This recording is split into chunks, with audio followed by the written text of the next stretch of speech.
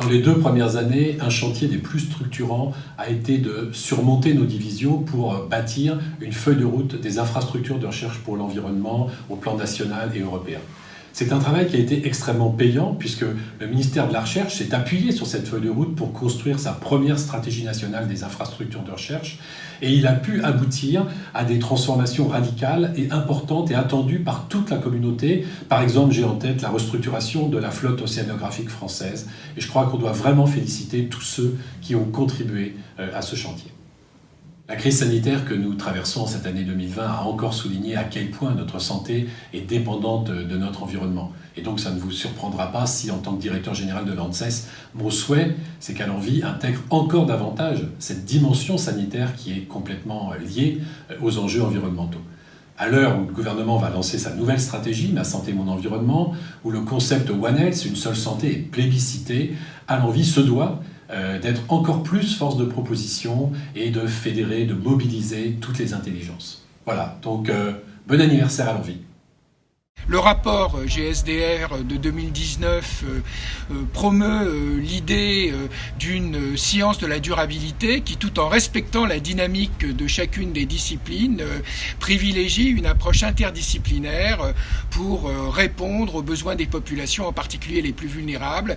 Et je crois qu'Alenvie est le mieux placé pour être à l'avant-garde de la communauté scientifique française et européenne en faveur de cette science de la durabilité. Celle-ci implique de renforcer les collaborations avec nos collègues ultramarins et des pays des zones intertropicales. L'ancien PDG de l'IRD ne pourrait pas vous dire autre chose et je suis heureux que les collègues du CIRAD, mais aussi du CNRS, de l'IFREMER et de plus en plus d'organismes d'Alenvie s'intéressent au territoire ultramarin et à l'Afrique. Alors les succès, c'est peut-être moins évident que pour un laboratoire, parce qu'on ne va pas parler d'un résultat scientifique ou d'une innovation, mais ils sont réels. Moi, j'ai, à titre personnel, une vieille tendresse pour le travail sur les infrastructures de recherche, parce que j'y ai contribué pour mettre en ordre ces dernières et puis renforcer leur impact. Mais on pourrait aussi parler des initiatives sur la prospective, le fameux La mer monte, aussi de notre présence publique sur les enjeux du climat et de la COP, mais aussi notre capacité à faire émerger de nouveaux sujets. Alors pour demain, qu'est-ce qu'on peut souhaiter à l'Alliance ? Je crois d'abord que la crise qu'on connaît, sanitaire, environnementale, économique, montre bien toute l'utilité de quelque chose comme Alenvie et des forces qu'elle est capable de mobiliser.